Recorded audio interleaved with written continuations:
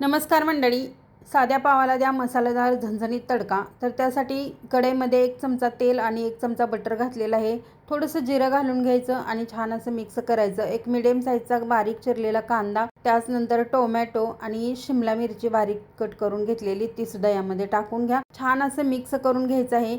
मिरचीचा आणि आल्याचा ठेचा आहे तो यामध्ये टाकून घ्यायचा। चवीपुरतं मीठ घालायचं, धना पावडर, जिरा पावडर, कश्मीरी पावडर आणि पाव चमचा हळद आणि पावभाजी मसाला आहे तो 1 चमचा घालायचा आणि छान असं मिक्स करून घ्यायचं आणि 2 ते 3 चमचे पाणी वतायचं आणि हे झाकून ठेवायचं। म्हणजे हा मसाला शिजण्यापुरतं पाणी यामध्ये टाकायचं आहे। त्यानंतर चीज आहे ते मी थोडंसं टाकून घेतलेलं आहे, कोथिंबीर घालायची आणि हे व्यवस्थित असं मॅश करून घ्यायचं। त्यानंतर एका पॅन वरती बटर लावून घेतलेलं आहे, त्यावरती थोडीशी भाजी आहे ती आपण मिक्स केलेली यावरती टाकून घ्यायची आणि त्यानंतर थोडी कोथिंबीर घालायची। 2 पाव आहे ते मधून कट करून घेतलेले आहेत ते यावरती टाकून घ्यायचे आणि छान असे व्यवस्थित आलटून पलटून व्यवस्थित असे फ्राय करून घ्यायचे।